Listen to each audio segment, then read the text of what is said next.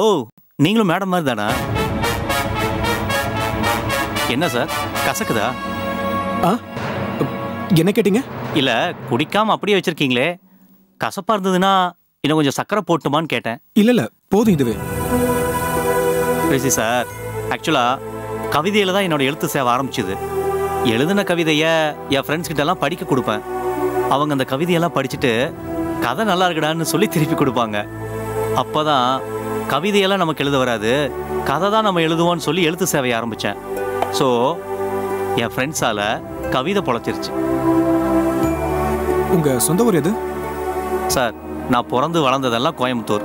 ஆனால் ஒரு எழுத்தாளனுக்கு சொந்த ஊர்னு எதுவுமே இருக்கக்கூடாது. அவன் ஒரு தேசாந்திரி, ஒரு ஆறு மாதிரி எங்கேயும் தேங்காம ஓடிட்டே இருக்கணும். நானும் அப்படிதான். இஃப் யூ டோன்ட் மைண்ட், நான் உங்ககிட்ட ஒன்று கேட்கலாமா? ப்ளீஸ். உங்களுக்கு கல்யாணம் ஆகலையா இல்ல கல்யாணம் ஆகி? நீங்க என்ன கேட்க வரீங்கன்னு எனக்கு புரியுது. எனக்கு கல்யாணம்லாம் சரிப்பட்டு வராது. பொண்டாட்டி குழந்தைன்னு வந்துட்டா ஊர் ஊரா ஓடிட்டு இருக்க முடியுமா? குடும்பங்கிறது ஒரு சந்தோஷமான சுமை. அந்த சுமை எனக்கு வேண்டான்னு நான் எப்பவோ முடிவு பண்ணிட்டேன். ஒரு வகையில நானும் இந்த கிரீன் டீ மாதிரி தான். இதுல பால் கிடையாது. என் வாழ்க்கையில பெண் பாலுக்கு இடம் கிடையாது. அதனாலதான் நான் எப்பவுமே சந்தோஷமா இருக்கேன் சார். சாரி, விட்டா என்னை பத்தி நான் பேசிட்டே இருப்பேன். ரைட்டர்ஸ்க்கே இருக்கிற கெட்ட பழக்கம் இது. நீங்க உங்களை பத்தி சொல்லுங்க. நீங்க எங்க ஒர்க் பண்றீங்க?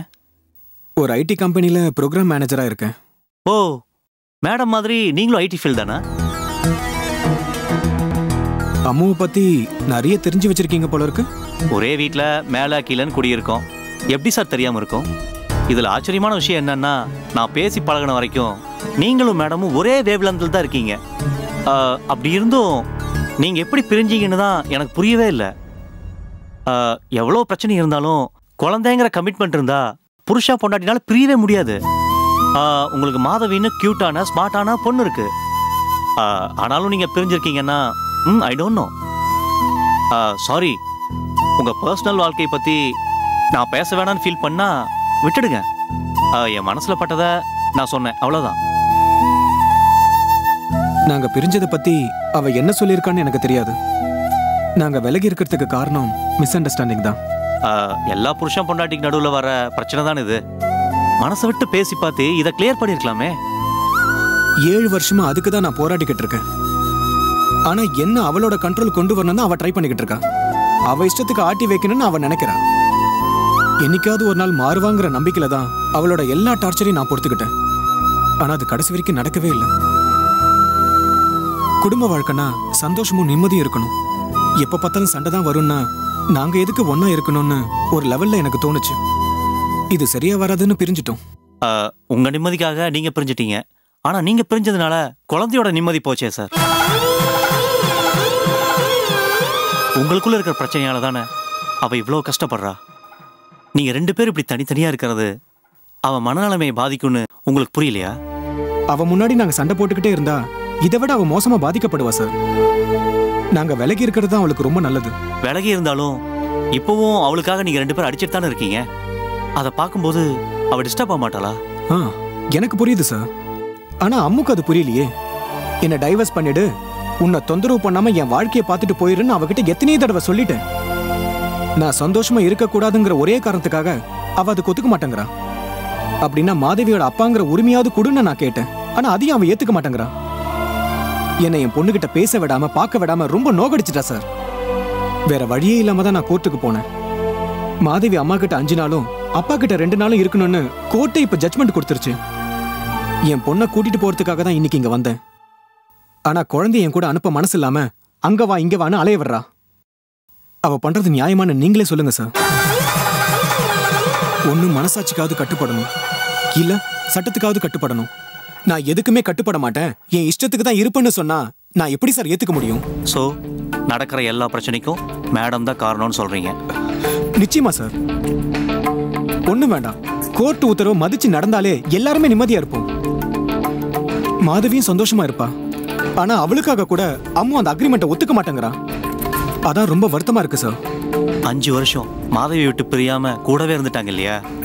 அதனாலதான் இந்த அரேஞ்ச்மெண்ட்டை சட்டுன்னு அவங்களால ஏற்றுக்க முடியல. கொஞ்ச நாள்ல அவங்க சரியாயிருவாங்க. நீங்க கொஞ்சம் பொறுமையா இருங்க. நான் பல மனுஷங்களை பார்த்தவங்கிற முறையில் சொல்றேன். என்னை பொறுத்த வரைக்கும் நீங்களும் நல்லவர் தான், மேடமும் நல்ல கேரக்டர் தான். பிரச்சனை என்னன்னா நீங்க 2 பேருமே நல்ல விஷயங்களை விட்டுட்டு நெகட்டிவான விஷயத்தை தான் பார்த்துட்டு இருக்கீங்க. அதை தள்ளி வச்சுட்டு பாசிட்டிவான விஷயங்களை பார்க்க ஆரம்பிச்சீங்கன்னா திரும்பவும் நீங்க 2 பேரும் ஒன்று சேர்றதுக்கு நிச்சயம் சான்சஸ் இருக்கு. இல்ல சார், இது ஏன் நம்பிக்கை. இப்படிதான் நடக்கணுங்கிற கட்டாயம் ஒன்றும் இல்லை.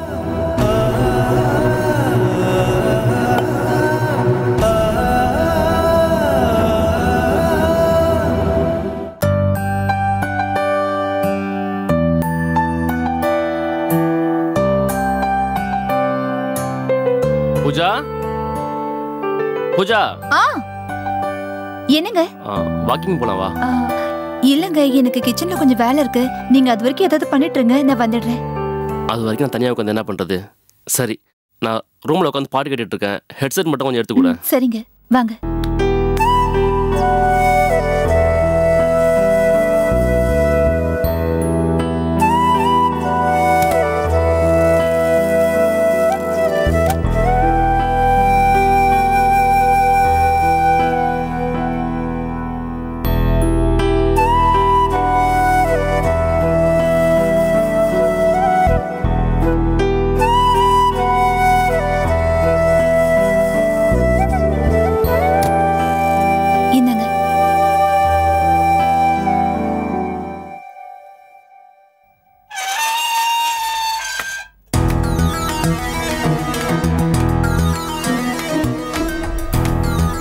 ஆன் பண்ணிட்டியா? போட்டுக்கோங்க.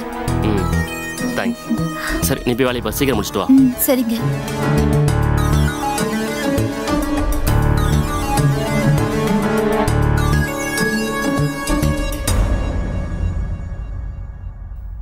பூஜா,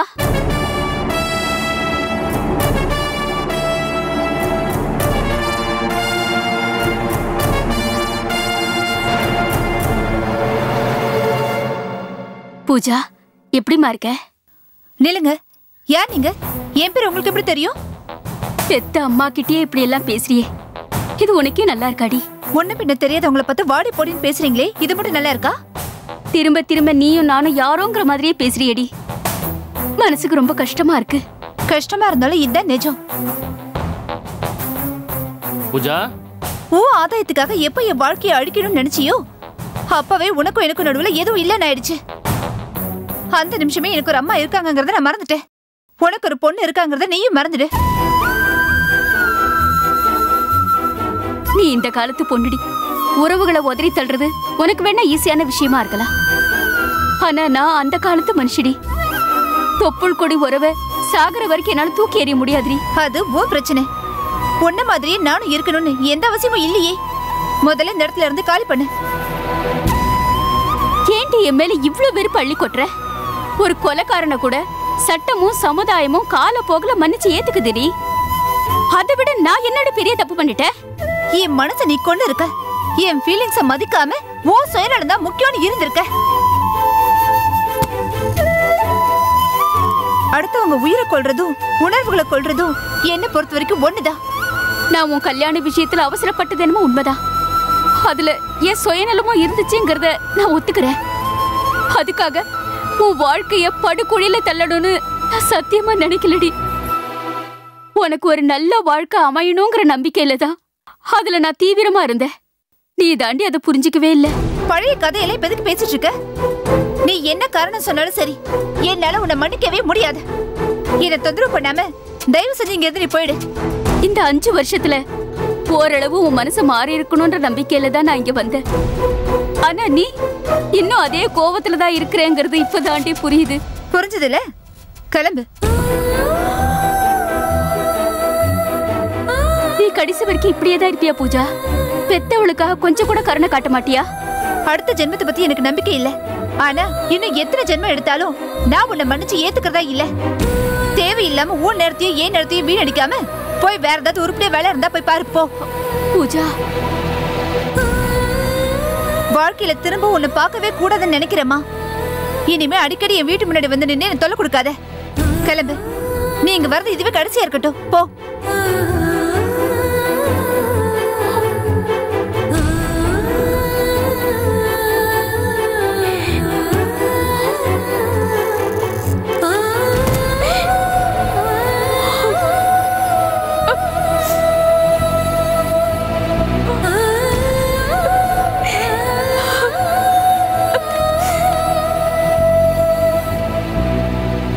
பூஜா, என்னங்க? ஏதோ பேச்சு சத்தம் கேட்டுச்சு. நம்ம வீட்டுக்கு யாராச்சும் வந்தாங்களா? அது வந்து யாரோ ஒரு அம்மா அட்ரஸ் மாறி வந்துட்டாங்க. அவங்களுக்கு வழி சொல்லி அனுப்பி வச்சேன். வழி சொல்லி அனுப்புனியா இல்லை இனிமே வராதீங்கன்னு சொல்லி அனுப்புனியா? வந்தது உங்கள் அம்மா தான்னு எனக்கு நல்லாவே தெரியுமா. உங்கள் 2 பேர் பிரச்சனை தலையிடக்கூடாதுன்னு தான் அமைதியாக ஒதுங்கி நின்னேன். ஆனால் உன் ஹஸ்பண்டாக ஒரு வெல்விஷராக ஒரு சின்ன அட்வைஸ் கொடுக்கணும்னு தோணுது. உங்கள் அம்மா விஷயத்தில் நீ இவ்வளோ பிடிவாதமாக இருக்க வேண்டிய அவசியமே இல்லை. மற்றவங்க செய்கிற தப்பெல்லாம் நம்ம மன்னிக்கிறோம். பெற்றவங்க செஞ்ச தப்பை மன்னிச்சு ஏற்றுக்கிறதுல என்ன குறைஞ்சிட போகிற சொல்லு. உங்களை எதிர்த்து பேசுறேன்னு நினைக்காதீங்க. இந்த ஒரு விஷயத்துல மட்டும் என்னை ஏன் போக்குல விட்டுருங்க ப்ளீஸ்.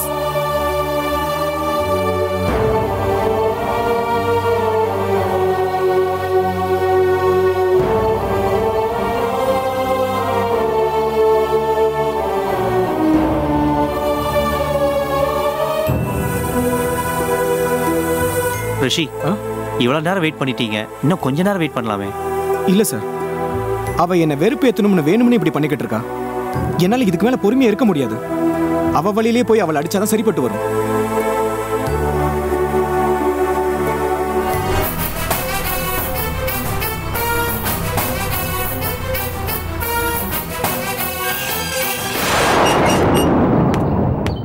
ஏய், பாப்பாவை என்கிட்ட ஒப்படைக்காம எங்கடி ஊர் சுத்திட்டு வர? எவ்வளவு நேரம் உனக்காக காத்துக்கிட்டு இருக்கிறது?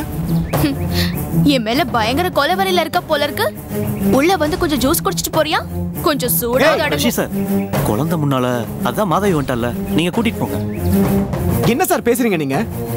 காலையில இருந்து இப்ப வரைக்கும் இவ என்ன நாய் மாதிரி அலைய விட்டுட்டு இருக்கா. இவளை இன்னைக்கு சும்மா விட போறது இல்ல. கோர்ட் உத்தரவு மீறி நடந்துக்கிட்டான்னு இப்பவே இவ மேல கம்ப்ளைண்ட் கொடுக்க போறேன். கோர்ட் உத்தரவை யார் அவமதிச்சாலும் கேள்வியே கேட்காம உள்ள தூக்கி வச்சிருவாங்க. இவளும் கொஞ்ச நாள் உள்ள இருந்து கஷ்டப்படட்டும். அப்பதான் இந்த ராட்சசிக்கு புத்தி வரும். ஏய், இப்ப எதுக்கு நீ ஓவரா குதிக்கிற? கோர்ட் உத்தரவை மீறிட்டேன்னு எதை வச்சு சொல்ற? சனிக்கிழமையும் ஞாயிற்றுக்கிழமையும் குழந்தை உன்கிட்ட இருக்கணும்னு ஜட்ஜ்மெண்ட் கொடுத்திருக்காங்க. ஆனா சனிக்கிழமை காலையிலேயே உன்கிட்ட ஒப்படைக்கணும்னு சொல்லலையே. நேத்து ராத்திரி 12 மணில இருந்து இன்னைக்கு ராத்திரி 12 மணி வரைக்கும் சனிக்கிழமை தான். இதுக்கு நடுவுல எப்ப எனக்கு வசதியா படுதோ அப்பதான் நான் உனக்கு குழந்தைய ஒப்படைப்பேன். இந்த டைம்ல தான் அனுப்பணும்னு எந்த கட்டாயமும் இல்ல. இந்த மாதிரி கிரிமினலா யோசிக்க உன்னால மட்டும் தாண்டி முடியும். சனிக்கிழமை ஆல்மோஸ்ட் முடிஞ்சு போச்சு. நாளைக்கு நைட் இவளை நான் உங்ககிட்ட ஒப்படைக்கணும். பாப்பா என் கூட ஒரு நாள் மட்டும் இருக்கணும்னா வேணும்னே இப்படி எல்லாம் பண்ணிக்கிட்டு இருக்கு. என் ஐடியா என்னங்கறத நீ ரொம்ப கரெக்டா சொல்லிட்டல. ஒரு கிரிமினலோட புத்தி என்னன்னு இன்னொரு கிரிமினலால தான் புரிஞ்சுக்க முடியும். இதான் உன் பிளான்னா முன்னாடி சொல்லி தொலைச்சிருக்க வேண்டியதானடி. ஏன்டி வீட்டுக்கு ஸ்கூலுக்கு அலைய விட்ட? இப்ப வலிக்குதுல, உள்ளங்கால்ல இருந்து உச்சந்தலை வரைக்கும் அப்படியே டென்ஷனும் கோவமும் ஏறுதுல. பாப்பா உள்ள வச்சுக்கிட்டே இல்லன்னு போய் சொன்னல, அன்னைக்கும் இதே மாதிரி தானே இருந்திருக்கும் எனக்கும். மாதவி ஏன் கூட தான் இருக்கான்னு இன்னைக்கு உனக்கு நிச்சயமா தெரியும். ஆனா அன்னைக்கு அவ எங்க இருக்கா எப்படி இருக்கான்னு தெரியாம நாங்க எல்லாரும் எப்படி துடிச்சிருப்போம். அந்த வேதனைய நீ கொஞ்சமாவது அனுபவிக்கணும் தான் நான் இப்படி பண்ணேன். இவ பேசுனதை கேட்டீங்களா சார்? என் பொண்ணோட சந்தோஷமா என் தவிப்போ இவளுக்கு முக்கியமே இல்ல. என்ன பழி வாங்குறதா இவளுக்கு முக்கியம். வெறி பிடிச்ச அலையறா. இவளோட மனுஷன் வாழ முடியுமா சார்? ஏய், உன் கூட வாழ முடியலன்னு யாரும் இங்க அழுதுட்டு இருக்கல. பாப்பாவை கூட்டிட்டு கிளம்பு. ஏய் நில்லுடி. உன்ன மாதிரி ஒரு சாடிஸ்ட் கிட்ட என் பொண்ணு வளர்ந்தா என் பொண்ணோட எதிர்காலமே வீணா போயிடும். இவளையும் உன்ன மாதிரி ஆக்கி இவ வாழ்க்கையவே நீ அழிச்சிருவ. 2 நாள் இவளை உங்ககிட்ட இருந்து பிரிச்சா மட்டும் போதாது, மொத்தமா உங்ககிட்ட இருந்து பிரிச்சு கூட்டிட்டு போனாதான் இவ வாழ்க்கை நல்லா இருக்கும். கோர்ட்டை வச்சு அதுக்கும் ஒரு வழி பண்றேன்டி. வாமா போலாம்.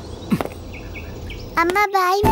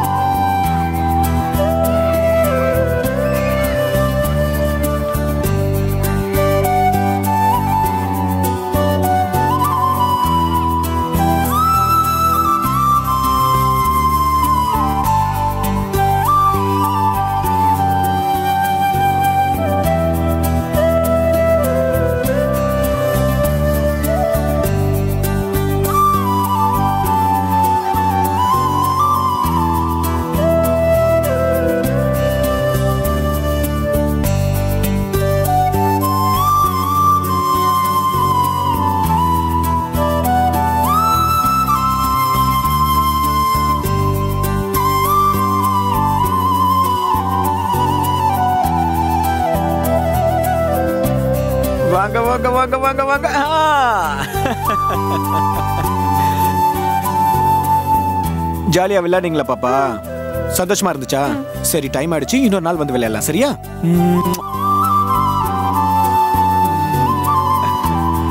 உட்காருங்க உட்காருங்க உட்காருங்க. என் செல்லக்குட்டிக்கு என்ன வேணும்? Chocobar, ice cream, chocolate box. வேற என்ன வேணும்?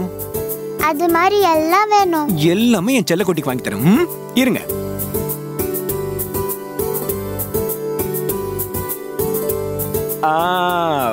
வந்தாச்சு வந்தாச்சு, வாங்கியாச்சு வாங்கியாச்சு. ஐஸ்கிரீம், சாக்லேட் எல்லாமே பாப்பாக்கு வந்தாச்சா? எந்த எந்த ஃப்ளேவர் பாப்பாக்கு பிடிக்கும்? சாக்லேட் ஃப்ளேவர் பிடிக்குமா இல்ல ஸ்ட்ராபெரி ஃப்ளேவர் பிடிக்குமா? ஸ்ட்ராபெரி. சாப்பிடலாமா? சாப்பிடுங்க. அப்பா, டேஸ்ட் சூப்பரா இருக்கு. இந்த மாதிரி உனக்கு நிறைய வாங்கி தரேன், சரியா? உனக்கு பிடிச்சது என்னமோ எல்லாமே அப்பா கிட்ட கேட்கணும். அப்ப கண்டிப்பா உனக்கு அப்பா எல்லாம் வாங்கி தருவேன். அப்பா, அடிக்கடி எனக்கு இதே மாதிரி வாங்கி தரணும்பா. என் செல்லத்துக்கு இல்லாமலையா? கண்டிப்பா வாங்கி தரேன்.